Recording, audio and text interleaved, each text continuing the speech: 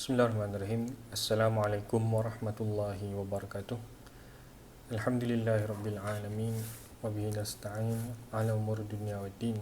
Wassalatu wassalamu ala asyrafil anbiya wal mursalin wa ala alihi wa sahbihi ajma'in. Allahumma salli ala sayyidina Muhammad wa ala ali sayyidina Muhammad.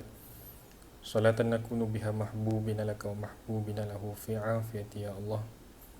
Rabbana zidna ilma warzuqna fahma wa amalan salihan maqbula. Rabbi shrah li sadri wa yassir li amri wa hlul 'uqdatam min lisani yafqahu qawli. Amin ya rabbal alamin. Kabar tuan-tuan dan puan-puan, jemaah Masjid Sultan Idris Shah II, warga negeri Perak serta warga Malaysia secara amnya, dan saya doakan semoga tuan-tuan dan puan-puan berada dalam keadaan yang sihat walafiat, tenang jiwa dan sihat badannya, dan khususnya di dalam tempoh yang sangat menguji dan mencabar ini, pelbagai perkara boleh terjadi. Baru-baru ini kita dikejutkan dengan berita bahawa terdapat lebih kurang 220 lebih kes bunuh diri yang berlaku sepanjang tempoh Perintah Kawalan Pergerakan, yakni bermula daripada bulan 3 dahulu sampailah kepada bulan 11 ini, kita sudah mempunyai 200 lebih kes bunuh diri gara-gara kehilangan pekerjaan, tekanan hidup, kemurungan dan pelbagai lagi. Tempoh ini merupakan satu tempoh yang sangat menguji, dan kita tidak dapat nafikan bahawa ia sangat memberi kesan bukan semata-mata kepada negara, tetapi juga memberi kesan yang sangat besar kepada kehidupan persendirian maupun kehidupan berkeluarga.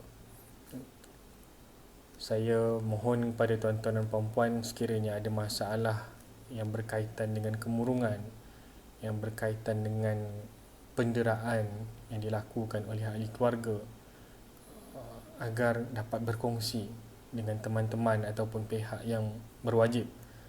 Kalaupun tidak secara bersemuka, carilah maklumat perhubungan mana-mana pihak yang dapat membantu agar kehidupan kita dapat dilangsungkan dengan baik. Kadang-kadang ada keputusan drastik yang perlu kita buat untuk meneruskan kehidupan, tetapi janganlah sampai sehingga menggadaikan nyawa sendiri. Dan kita harapkan semua orang yang menghadapi cabaran di waktu tempoh Perintah Kawalan Pergerakan ini akan segera selesai dan akhirnya akan dapat menemukan kebahagiaan yang dicari. Sesungguhnya Allah Subhanahu Wa Taala tidak akan sama sekali menguji hamba-Nya, melainkan ia di luar. Allah Subhanahu Wa Taala tidak akan sama sekali menguji hamba-Nya, melainkan ia berada di dalam kemampuan hamba tersebut. Sekalipun hamba itu merasakan bahawa benda ini ataupun ujian ini bukanlah sesuatu yang mampu ditanggung, tetapi seandainya dia bersabar, seandainya dia cuba mengharungi dengan perasaan dan juga keyakinan yang tinggi kepada janji Allah bahawa mereka yang bersabar dengan ujian itu akan diganjar dengan ganjaran yang besar, baik di dunia ini maupun di akhirat. InsyaAllah selepas itu kita akan dapat memperbaiki diri, bahkan keluar daripada cabaran dan juga dugaan itu sebagai seorang insan yang lebih baik. Hal ini sama seperti mana apabila seseorang hal ini sama apabila kita samakan keadaan seorang Muslim yang berjaya ataupun Muslim yang cemerlang itu seperti mana sebilah pedang yang tajam dan telah dihasilkan dengan baik. Untuk menjadi sebilah pedang yang baik ini, tuan-tuan dan puan-puan, sebelum kita menjadi sebilah pedang yang cantik bentuknya, yang sempurna dan boleh digunakan, sebelum itu kita adalah sebutir besi ataupun beberapa butir besi yang mungkin buruk, perlu ditempa, perlu dileburkan, perlu dibakar, diketuk berkali-kali bagi mengeluarkan benda asing ataupun foreign matters yang seandainya dikekalkan di dalam besi tersebut, seandainya dibiarkan bercampur di dalam besi tersebut, nanti apabila siap sebagai pedang, ia akan merosakkan pedang tersebut, atau pedang tersebut bila digunakan akan mudah patah. Sebab itu seorang Muslim yang baik akan diuji berkali-kali. Seumpama besi itu tadi, dia akan diketuk berkali-kali sehinggalah dikeluarkan benda asing tersebut, dan setelah dia itu menjadi besi yang pure, barulah dia dijadikan sebagai pedang. Kalau perambangan yang saya gunakan ini salah, saya mohon maaf kan. Kalau manalah tahu kan, kalau kita nak buat pedang ni tak boleh menggunakan besi yang pure kan, kena ada campuran besi dengan bahan-bahan lain dan sebagainya, wallahu alam. Tetapi itulah yang sering kali digunakan oleh guru sewaktu menyampaikan kepada kami anak-anak murid ni tentang ujian, perlambangan tentang ujian ini. Jadi setelah diketuk berkali-kali di dalam kehidupan ini, barulah kita akan berjaya mengenal hati budi diri sendiri. Begitu juga tuan-tuan dan puan-puan, kalau selama ini kita sebagai seorang ketua keluarga yang sibuk bekerja, dan dalam tempoh PKP ini, kalau kita tidak dibuang kerja, kita terpaksa bekerja dari rumah. Jadi tempoh ini adalah tempoh yang sangat bermanfaat untuk kita memahami bagaimana seorang isteri ataupun seorang ibu menjalankan tanggungjawabnya sepanjang waktu kita bekerja. Mungkin selama ni bila kita bekerja, kita balik rumah, kita tengok, oh isteri aku ni duduk tak ada buat apa-apa kan, rumah tak kemas, anak tak mandi lagi, makanan tak masak kan. Jadi kali ini kita akan dapat lihat apakah sebenarnya yang berlaku. Begitu juga tempoh ini adalah tempoh yang baik untuk kita memahami dan juga meletakkan diri kita di dalam situasi orang lain kan. Kalau selama ini kita marah cikgu-cikgu dekat sekolah, kenapa anak kita ni tidak boleh dididik dengan baik, kenapa cikgu hari ni sampai sekarang anak saya tak boleh baca lagi. Cuba dalam tempoh perintah kawalan pergerakan ini, kita ajar pula anak-anak kita. Adakah anak-anak kita itu sememangnya jenis yang mudah diajar, ataupun adakah guru-guru di sekolah itu selama ini tidak memberikan perhatian yang cukup kepada anak-anak kita. Kadang-kadang rungutan dan juga sikap kita sendiri adalah perlambangan kepada sikap anak-anak kita tu. Dan kalau kita ini adalah seseorang yang ihtimam ataupun memberikan perhatian yang tinggi kepada keluarga, maka kita akan dalam masa yang sama dapat memahami dan meletakkan diri kita dalam situasi guru tersebut. Kita dapat lihat beberapa komen yang saya rasakan separuh masak kan, dalam media sosial, apabila mereka mengatakan bahawa guru-guru ini akan bergoyang kaki ataupun tidak melakukan apa-apa pekerjaan sewaktu PKP ini. Seolah-olah mereka menuduh bahawa guru-guru ini apabila cuti sekolah dan terpaksa melakukan kelas secara online, maka guru-guru ini makan gaji buta. Jadi kita tak nak timbul perasaan yang sebegini, khususnya dalam masyarakat Muslim. Kerana kita harus tahu peranan guru-guru tidak semata-mata terhad di sekolah, tetapi mereka ini juga adalah insan-insan yang bertungkus lumus kan, untuk membantu anak-anak bangsa, khususnya anak-anak kita supaya menjadi orang kan. Dikala kita sibuk bekerja, membanting tulang untuk menyara keluarga, mereka ini mengambil alih peranan kita kan. Khususnya kalau dalam keluarga yang ibu dan ayahnya itu bekerja, maka guru-guru inilah yang menjadi ibu bapa kedua kepada anak-anak kita. Jadi tempoh PKPB ini adalah tempoh yang bukan setakat PKPB, sebelum ni lagi, tempoh PKP ini adalah suatu medan untuk kita muhasabah kembali. Siapakah kita dalam dunia ini, dan apakah kebaikan yang dapat kita berikan antara satu sama lain, khususnya kepada mereka yang kita rasakan tidak menyumbang apa-apa. Ini adalah satu tempoh yang saya di awal tadi, satu tempoh yang mencabar kan? Sebab pelbagai sangkaan akan muncul, pelbagai prejudis akan muncul apabila kita tidak dapat berjumpa dengan orang. Kalau sebelum ini kita nak confirmkan cikgu-cikgu ni bekerja, kita akan lihat di sekolah, kita nampak mereka bekerja. Tapi bila berlaku situasi maya ataupun situasi dalam talian, kita kita akan katakan pula mereka ni makan gaji buta. Ini antara contoh-contoh yang sebolehnya kita sebagai Muslim elakkan daripada timbulkan. Seharusnya kita mempunyai sikap yang sikap yang bersangka baik, khususnya dalam musibah dan wabak seperti ini. Baik tuan-tuan dan puan-puan, menyentuh kembali tentang pelbagai gejala yang berlaku khususnya di rumah, dengan ditambah dengan gejala kemurungan, kesihatan mental.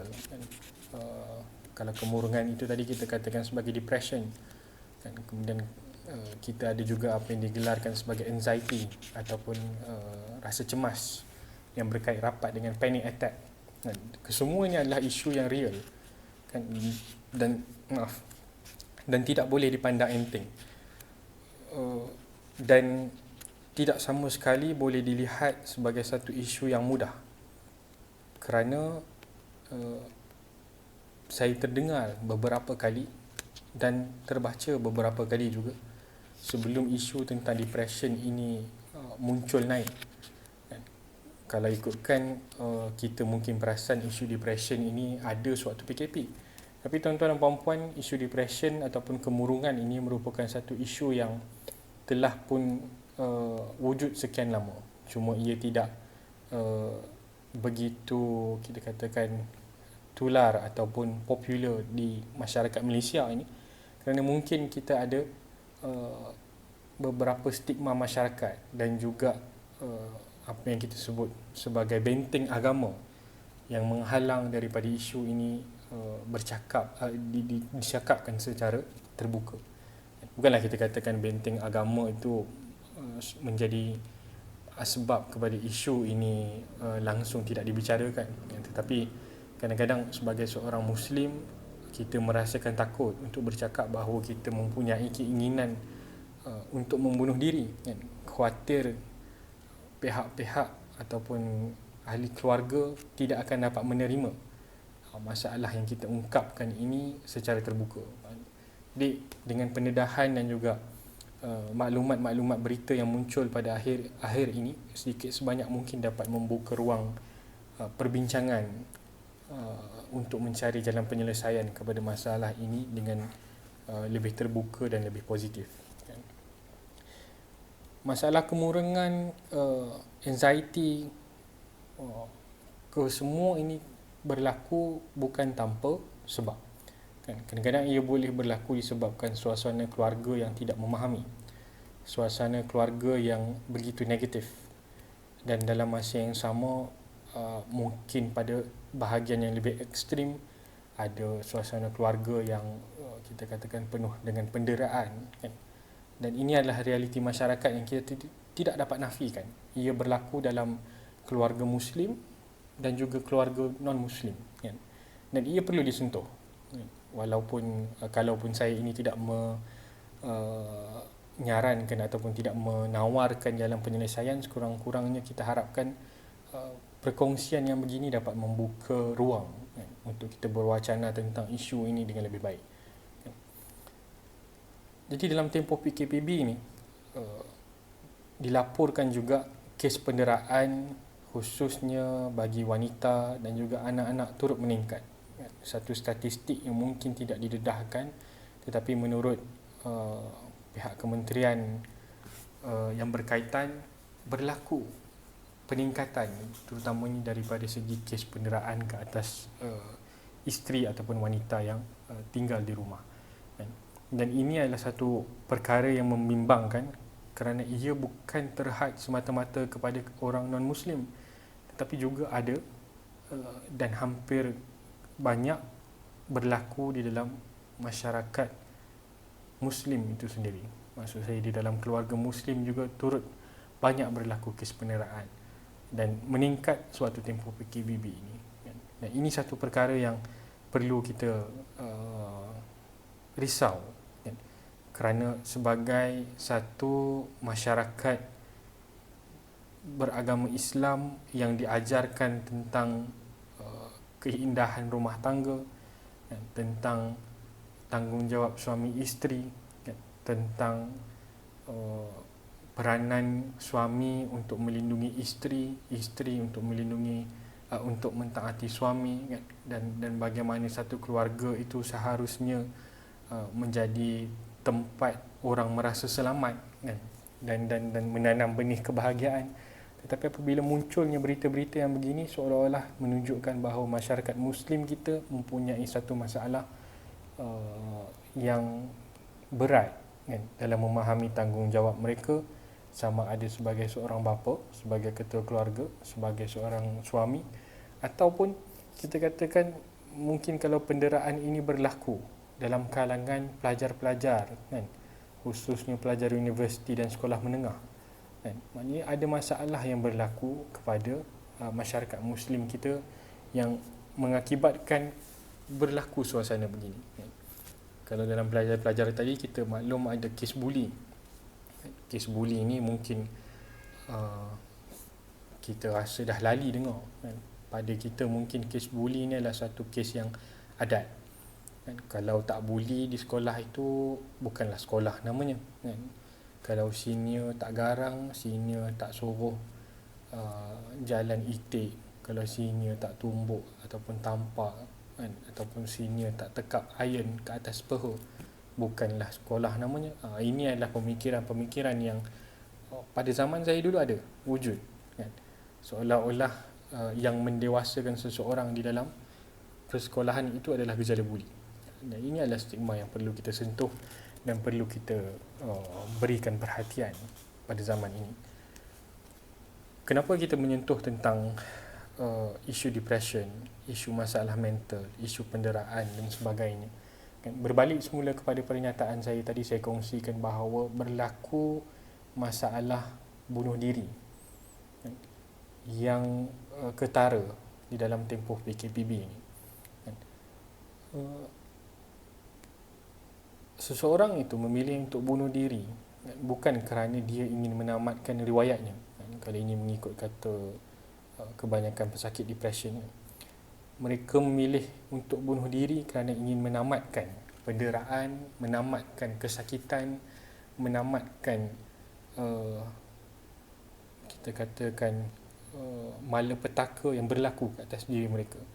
Sudahlah negara dilanda dengan wabak COVID kan? Tetapi bila duduk di rumah pula dilanda pula dengan bala yang lebih besar kan? Sebab kalau COVID tadi peluang ataupun kemungkinan untuk dia dijangkiti itu kurang seandainya dia jaga SOP. Tetapi apabila tiba di rumah berlaku pula satu hal yang tidak dapat dielak kalau pun dia itu menjaga SOP kan? Sebabnya bila di rumah dah tak ada tempat nak lari ke tempat lain kan? Dan lebih teruk lagi berlaku juga hal yang na'udzubillah amat mengecewakan, kes penderaan daripada segi seksual, pencabulan daripada segi seksual, yakni kes rogol, berzina dan sebagainya. Dan ini semua adalah satu hal yang sangat mengganggu. Kerana sekarang ini kita sedang berada dalam satu tempoh ujian, satu tempoh yang kita katakan satu bentuk cubaan kepada umat manusia. Kalau kita kaitkan tadi tempoh cubaan ini dengan bagaimana seorang Muslim itu perlu ditempa kan? Bagaimana besi itu perlu diketuk kan? Boleh kita andaikan, boleh kita bandingkan bahawa dalam tempoh kita dalam wabak ini, seolah-olahnya meskipun kita ini diketuk berkali-kali, benda asing yang melekat kepada diri kita ini, kotoran-kotoran yang melekat kepada besi diri kita ini tadi tidak mampu ditanggalkan. Seolah-olah besi yang diketuk itu tadi sendiri tidak mahu melepaskan kotoran-kotoran yang ada pada dirinya, dan bahkan dia itu lebih gembira memeluk ataupun bersama-sama dengan kotoran itu, dan dia lebih rela di akhir ujian ini nanti, kalaupun dia itu menjadi pedang yang compang-camping, yang tidak berkilauan, pedang yang kita katakan rosak, dia itu rela kan? Maknanya tidak mahu graduate ataupun berjaya keluar daripada tempoh percubaan ini dan menjadi Muslim yang baik. Ini satu perkara yang perlu kita renungkan bersama-sama. Tuan-tuan dan puan-puan, satu soalan yang mungkin kita boleh tanya kepada diri kita ataupun kita tanyakan kepada ahli keluarga kita ataupun kepada ustaz-ustaz ataupun tokoh-tokoh agama yang kita kenali, apakah di dalam sejarah umat Islam yang panjang ini tidak pernah berlaku tempoh ataupun satu hal di mana umat Islam ini diuji dengan begitu hebat. Apakah tidak ada contoh daripada umat-umat terdahulu bagaimana caranya, contoh daripada generasi-generasi Islam terdahulu bagaimana caranya untuk menghadapi ujian dan dugaan yang besar. Kita sedia maklum, sewaktu awal kemunculan Islam, para sahabat yang menganut agama Islam ini secara terbuka ataupun secara bersembunyi jelas-jelas telah ditindas dan telah diperas sehingga kan ada yang kehilangan nyawa. Bilal bin Rabah sendiri sebagai contohnya telah diletakkan batu yang sangat besar di atas badan beliau, dan beliau tetap tidak berganjak daripada menyebut perkataan ahad, ahad, ahad. Dan peristiwa ini telah dirakamkan oleh sebuah syarikat perfilman animasi Arab dalam sebuah kartun yang bertajuk Bilal. Cumanya kisahnya agak menghampakan kerana ia tidak menceritakan tentang Bilal bin Rabah secara detail. Sebaliknya dikatakan kisah ini telah digarap dan telah disesuaikan untuk tontonan umum. Kita faham mungkin pihak perfilman ni takut kalau ada unsur-unsur sejarah yang menyalahi kehidupan Bilal itu sebagai seorang tokoh Islam yang sangat rapat dengan baginda Nabi Muhammad SAW. Kita juga mendengar tentang keluarga Ammar bin Yasir, tentang Sumayyah yang telah disiksa sehingga direjam dengan lembing, ada yang telah dibakar, dimasukkan ke yang dibakar sehingga kan menitis darah, dan tertanggal kulitnya, sebabkan dia Allahumma salli ala sayyidina Muhammad, saya terlupa nama sahabat tersebut, yang telah istilahnya dibuat macam ayam golek di atas api sampaikan kulitnya itu tertanggal dan darahnya menitik memadamkan api membakar dia. Tetapi tidak pula mereka ini kita katakan keluar daripada agama Islam ataupun memilih untuk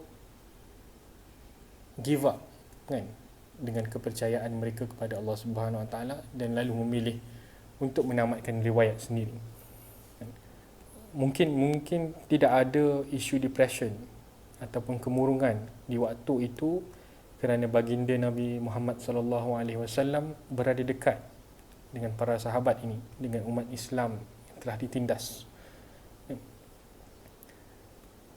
Jadi mungkin kalau kita nak ambil jalan penyelesaian ataupun mungkin kalau kita nak ambil kaedah untuk mencegah ataupun sekurang-kurangnya untuk memperlahankan isu kemurungan ini, kita boleh ambil pengajaran daripada sejarah-sejarah para sahabat, sejarah-sejarah para nabi dan juga sejarah-sejarah para ulama.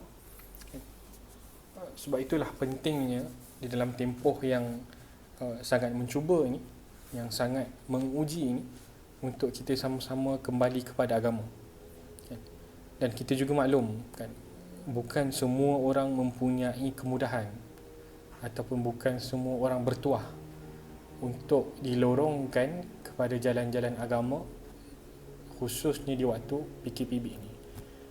Kalau kita boleh bayangkan, kalau sewaktu sebelum tempoh PKPB ini seseorang itu belum lagi melazimi agamanya, belum mendekatkan dirinya kepada agamanya, dan apakah dalam tempoh yang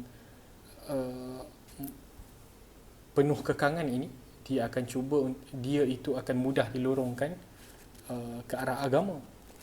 Ini kalau sebelum ini kita ini ada pelbagai kemudahan untuk pergi berjumpa dengan ustaz-ustaz, untuk pergi berjumpa dengan ulama-ulama ataupun menghadiri kuliah-kuliah yang tertentu, namun tidak kita ambil. Dan sekarang ini kita ada kekangan, apakah kita ini akan ada kekuatan untuk mencari agama dengan kehendak sendiri? Itu maksud saya kan. Jadi tuan-tuan dan puan-puan, sirah ataupun sejarah Islam merupakan satu jalan penyelesaian, salah satu jalan penyelesaian kepada masalah umat Islam yang ada. Bukanlah saya katakan masalah depression, masalah anxiety ataupun masalah keluarga ini boleh 100% selesai hanya dengan kita merujuk kepada sirah ataupun contoh teladan yang wujud, kan?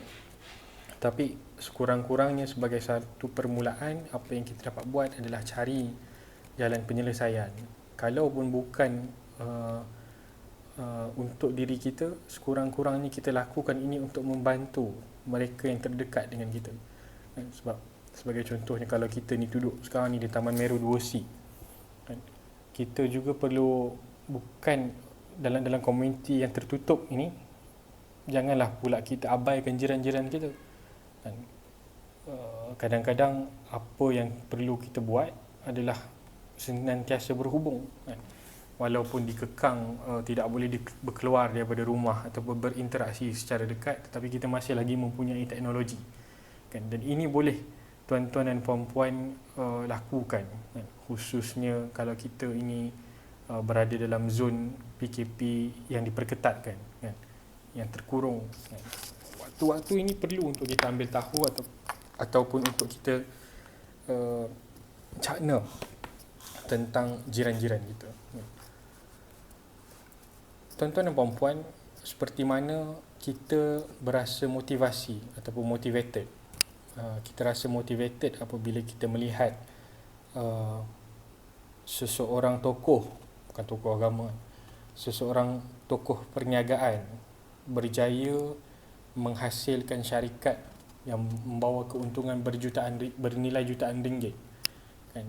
Kita lihat tokoh-tokoh tertentu memakai kenderaan mewah, kita lihat tokoh tertentu memiliki rumah yang besar, kan? Mampu bercuti ke sana kemari, kan? Dan melihatkan itu, kita merasa bersemangat, kita turut rasa berazam untuk mencapai apa yang dimiliki oleh mereka itu. Seperti mana itu jugalah apabila kita membaca sirah-sirah ataupun sejarah-sejarah kaum muslimin yang besar dan hebat. Kalau kita telusuri sirah Nabi Muhammad SAW, sirah para sahabat, sirah tabi'in dan juga para ulama besar, kita akan dapati bahawa mereka juga diuji dengan ujian yang sangat besar, kan?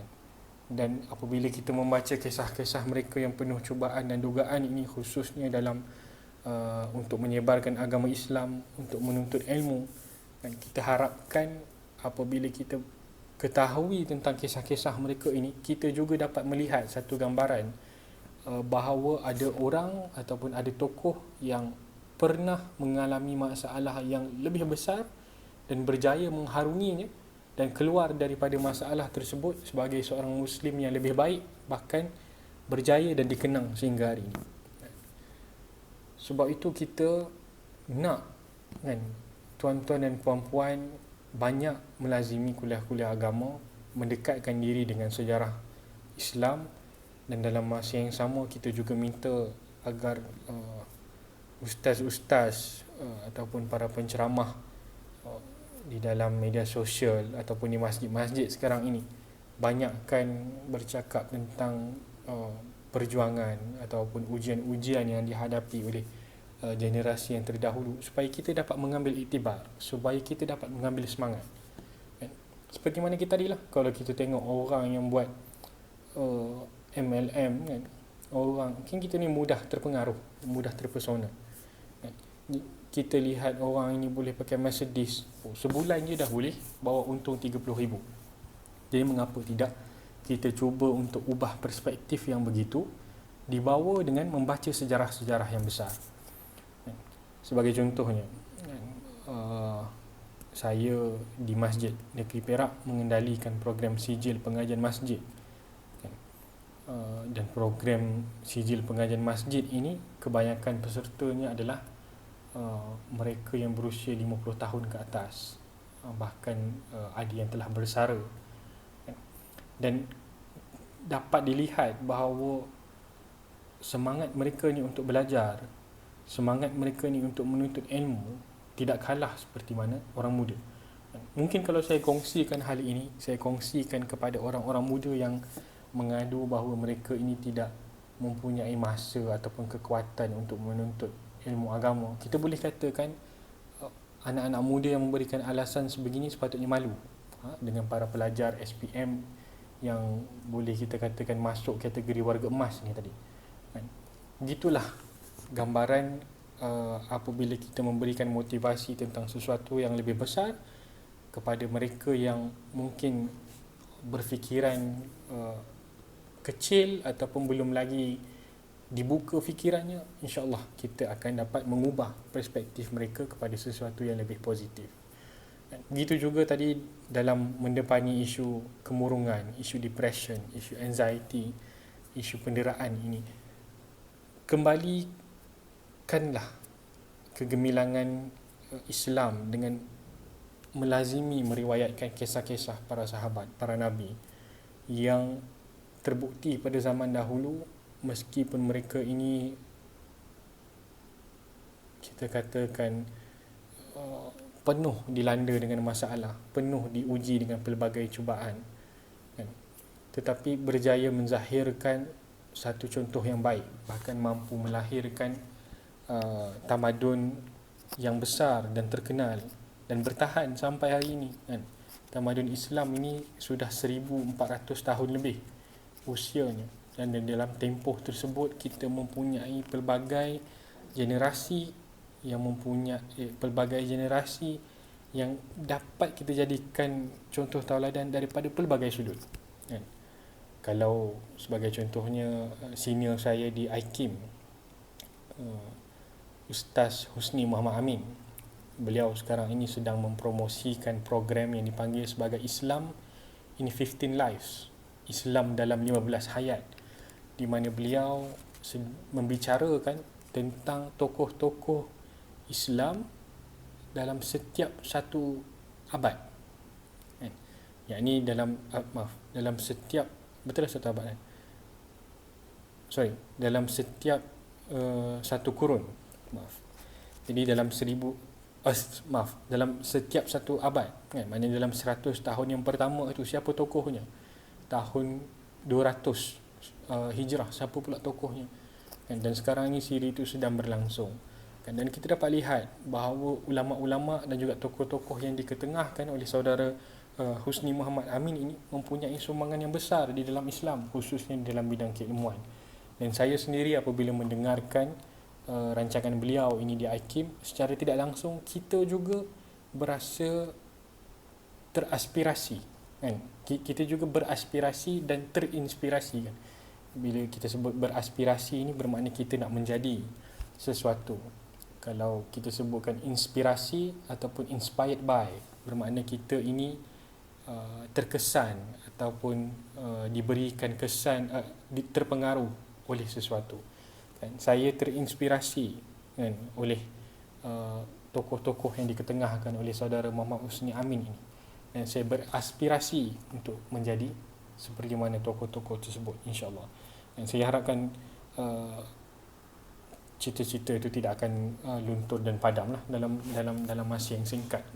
Sebab itu melazimi sejarah, melazimi sirah dan hal-hal yang baik ini sangat perlu di dalam kehidupan seharian, khususnya kita sebagai seorang Islam.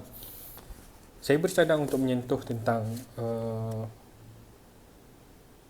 sebuah puisi yang dikarang oleh Allama Iqbal, seorang pujangga daripada Pakistan. Bila kita sebut pujangga ni, tuan-tuan dan puan-puan janganlah pula bayangkan pujangga ini terhad hanya kepada mereka yang mat jiwang, kan? Sebab dulu kita selalu kita dalam masyarakat Melayu mempunyai masalah gemar menjatuhkan taraf sesuatu perkataan, kan? Kalau sebelum ini bila kita dengar seseorang itu bercakap puitis, maka kita kaitkan, dia ni mak jiwang, ataupun dia ni kaki mengayat awet. Bila kita sebutkan pujangga pula, kita akan katakan, dia ni maknanya seorang yang suka bersyair, kan? Ataupun dia ini terhad hanya seorang yang pandai bermain kata-kata, kan? Dan ada juga yang mengaitkan pujangga ini sebagai seseorang yang playboy, walhal perkataan pujangga itu mempunyai satu kehormatan yang tinggi, kan? Dan sebab itu Allama Iqbal, saya tunjukkan gambar di sini kalau nampak, seorang tokoh pemikir daripada Pakistan, kan? yang berada, kita katakan, dalam dekad awal suatu pemisahan India dan juga Pakistan dan penubuhan negara Pakistan itu sendiri. Beliau merupakan seorang yang terpelajar dan mempunyai pengaruh yang besar ke atas dunia barat, dunia Eropah khususnya, dengan penerangan beliau tentang Islam. Nak diceritakan tentang betapa hebatnya Allama Iqbal ini, sampaikan guru beliau, Profesor Nicholson, menterjemahkan karya beliau sendiri. Selalunya, adatnya, murid-murid ataupun murid kepada seorang guru yang akan menterjemahkan karya-karya gurunya. Tapi disebabkan Allama Iqbal ini seorang yang terhormat dan mempunyai, kita katakan, hikmah yang tinggi, maka guru dia, kan, yang bukan Islam lah, Profesor Nicholson, telah menterjemahkan buku-buku karangan beliau lalu disebarluaskan di Eropah. Dan Allama Iqbal ini, kalau ditanyakan kepada saya, boleh kita katakan hampir sama seperti Hamka di Indonesia. Saya katakan hampir sama, tidak sama. Kerana apa? Kerana Hamka juga turut mengarang sastra, kan? Turut terlibat dengan persuratan, kan? Menghasilkan dakwah, menghasilkan karya-karya sastra sebagai satu jalan dakwah.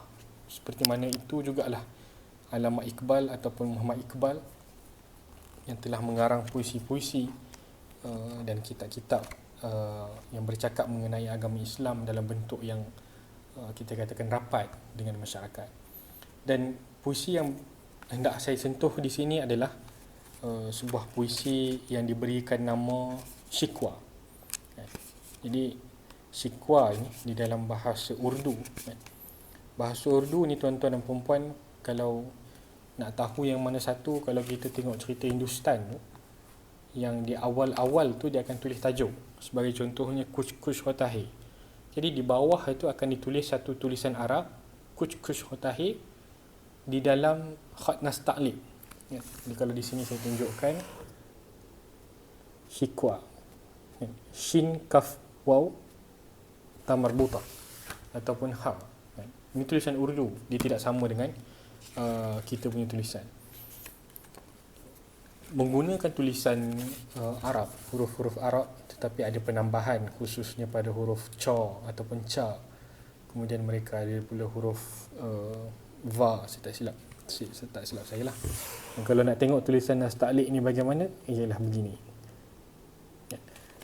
Dan ia mempunyai persamaan yang dekat dengan tulisan Parsi ataupun tulisan orang Iran. Sebab tu kalau kita ini seorang yang berhati-hati dalam, khususnya berhati-hati dalam bidang pemikiran, kena pandai membezakan. Tulisan Nasta'liq ini bukan terhad semata-mata kepada orang Syiah, tetapi turut digunakan oleh orang India, khususnya suatu kerajaan Mughal, dan ada juga khat Nasta'liq yang digunakan oleh orang-orang Turki. Jadi bukan semua yang ditulis di dalam Nasta'liq itu adalah sesuatu yang berkaitan dengan Syiah. Baik, kenapa saya cuba untuk bawakan puisi ataupun syair Shikwa yang dikarang oleh Allama Iqbal ini? Kerana di dalam syair ini Allama Iqbal menyatakan rasa kecewa ataupun kita katakan grievance. Grievance ini rasa sedih ataupun kesedihan yang amat lah kan, kepada Tuhan, lantaran dia melihat masyarakat Pakistan pada waktu itu yang banyak sekali ditindas kan, khususnya oleh orang India, dan betapa mereka ini mengalami masalah kemunduran kan, khususnya dalam bidang kemajuan kan. Dan Iqbal menulis dalam Syikwa ini menyalahkan Tuhan, mengapa membiarkan orang Islam dalam keadaan yang sebegini, dipenuhi dengan masalah-masalah sosial, masalah ekonomi, masalah daripada segi kepercayaan dan sebagainya, sedangkan mereka ini adalah umat Islam yang menyambung legasi Nabi Muhammad sallallahu alaihi wasallam kan. Jadi Iqbal menyatakan kekecewaan yang sebegitu, dan syair ini telah menimbulkan kontroversi kerana Iqbal terkenal sebagai seorang pemikir ataupun tokoh Islam yang giat mempromosikan pemikiran dan juga mengajar agama Islam dengan cara yang benar. Tetapi untuk seorang tokoh yang sedemikian hebat tiba-tiba menyalahkan Tuhan, menyalahkan Allah Subhanahu Wa Taala adalah sesuatu yang sangat mengejutkan. Lalu setelah Iqbal mengarang syair Syikwa ini, apa yang dilakukan adalah beliau keluarkan satu lagi syair jawapan balas, iaitu Jawab Asy-Syikwa. Kalau Syikwa tadi kita katakan, kalau Syikwa tadi bermaksud rungutan, jadi Iqbal karang pula syair yang kedua, Jawab Asy-Syikwa, iaitu jawapan kepada rungutan. Rupa-rupanya Iqbal nak psycho, ataupun dia cuba untuk mengubah cara berfikir masyarakat pada waktu itu yang banyak diwakili dalam syair yang pertama tadi kan. Rungutan-rungutan itu tadi sebenarnya adalah rungutan-rungutan masyarakat pada waktu itu kan, yang seolah-olah merasakan Allah Subhanahu Wa Taala sudah tak bagi rahmat kepada orang Pakistan kan. Walaupun orang Pakistan ini rajin tunduk, rajin sujud ke arah Kaabah, tetapi mengapa Allah Subhanahu Wa Taala tinggalkan kita? Ini antara rungutan-rungutan masyarakat pada waktu itu. Maka Iqbal menempelak masyarakat, kiranya dia psycho masyarakat. Tadi hampa kata, kenapa aku merungut macam ni kepada Tuhan? Hampa lupa sebenarnya rungutan ni datang daripada hampa. Jadi aku tulis dan karang pula Jawab Asy-Syikwa, ataupun nampak tulisan dia Jawab Asy-Syikwa, iaitu jawapan kepada rungutan.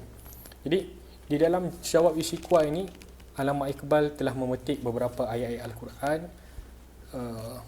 yang menunjukkan betapa umat Islam ini dalam rungutannya itu mereka lupa bahawa Allah Subhanahu Wa Taala itu senantiasa ada, dan Allah Subhanahu Wa Taala itu di dalam kitab dan melalui para nabinya telah menyampaikan bahawa dunia ini bukanlah medan ganjaran kan? Sebagai contohnya, salah satu petikan daripada syair ini saya sebutkan,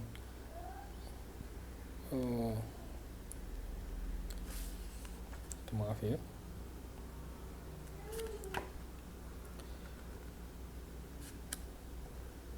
sebagai contohnya di sini Iqbal menyebut, apabila seorang anak gagal untuk menguasai kemahiran bapanya, maka bagaimana dia seharusnya mewarisi harta bapanya kan? Dia nak menempelak bahawa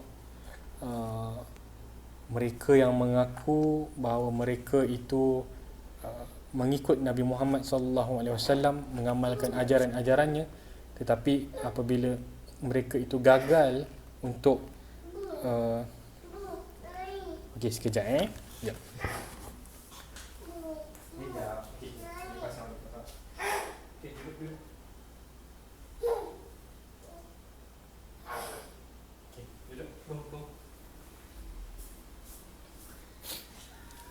Maaf ada gangguan sedikit. Bukan gangguan lah, anak bawa jaga. Jadi Iqbal menempelak kembali kepada masyarakat yang mengakui bahawa mereka itu tadi umat Nabi Muhammad, dan meminta-minta kepada Allah Subhanahu Wa Taala, mana ganjaran kami sebagai umat Nabi Muhammad yang dijanjikan oleh Allah ni tadi. Jadi Iqbal kata, apabila seorang anak itu gagal untuk menguasai kemahiran bapanya, bagaimana dia boleh layak untuk mewarisi harta bapanya? Kiranya bukanlah kita nak katakan yang kita ini anak Nabi Muhammad, kan? Nak menggunakan perlambangan, kalaulah kita ini tidak mewarisi keimanan, kualiti ibadah, kualiti keimanan dan juga keyakinan seperti mana Nabi Muhammad SAW dan generasi ni, maka apakah mungkin kita katakan yang bahawa kita ini layak untuk menerima ganjaran seperti mereka? Nabi Muhammad SAW dan para sahabat, khususnya 10 sahabat yang dijamin syurga, sudah tentu terjamin akan menerima ganjaran yang hebat dan besar daripada Allah Subhanahu Wa Taala. Tapi bagaimana pula dengan umat Islam yang mengaku mengikut Nabi Muhammad dan juga para sahabatnya, yang mengikut Nabi Muhammad dan ajarannya? Jadi Iqbal mengingatkan kepada masyarakat Pakistan di sini, dalam rungutan yang telah kita berikan ini, sebenarnya kita terlupa bahawa kita ini terlalu banyak meminta tetapi sedikit dalam melaksanakan, khususnya melaksanakan perintah Allah Subhanahu Wa Taala.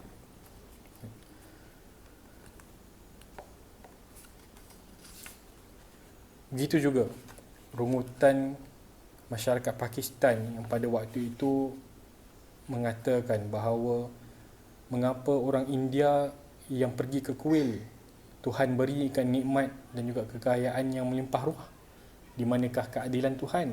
Ini disebut oleh Iqbal di dalam syair Shikwa yang pertama tadi. Maka Iqbal jawab pula kedua. Of course, Iqbal menjawab ni jawapan kepada syairnya yang sendiri, seolah-olah dia berdialog dengan dirinya sendiri lah. Apakah benar engkau Muslim? Kan? Tuhan itu maha adil. Seandainya seorang kafir masuk ke dalam agama Islam, maka dia juga layak menerima ganjaran yang dijanjikan kepada umat Islam. Kan? Kalau seorang Islam itu berlagak seperti seorang kafir, maka dia juga layak menerima ganjaran seperti mana seorang kafir. Yang ini neraka dan juga azab daripada Allah Subhanahu Wa Taala. Jadi begitulah tuan-tuan dan puan-puan, apa yang cuba untuk disampaikan oleh Allama Iqbal, khususnya dalam sejarah panjang Islam dan tamadunnya itu, kan, yang boleh kita pelajari dan kita ambil berat, yang boleh kita ambil iktibar sepanjang tempoh PKPB ni. Kan? Mungkin ini terlalu singkat untuk kita kaitkan dengan apa yang berlaku dengan diri kita. Tapi seandainya kita habiskan masa yang terluang ini, satu tempoh yang pada saya satu tempoh yang sangat kosong dan boleh diisi dengan pelbagai manfaat, insya-Allah kita akan dapat menemukan kebaikan. Dalam tempoh yang terlalu kosong ini, mengapa tidak kita isi dengan hal-hal yang mendekatkan diri kita kepada Tuhan? Kan? Mungkin akan ada orang yang menyarankan agar kita memperbanyakkan bacaan Al-Quran. Akan ada juga orang yang akan menyarankan supaya kita ini memperbanyakkan ibadah. Tetapi semua itu tidak akan dapat menjamin semua itu akan lebih terjamin lebih baik sekiranya kita dapat menambahkan pengetahuan kita dan keyakinan kita melalui ilmu-ilmu yang benar. Jadi tuan-tuan dan puan-puan, setakat ini sahaja perkongsian saya. InsyaAllah di masa yang akan datang kita akan bertemu lagi. Kita tutup majlis kita pada hari ini dengan tasbih kafarah suratul As.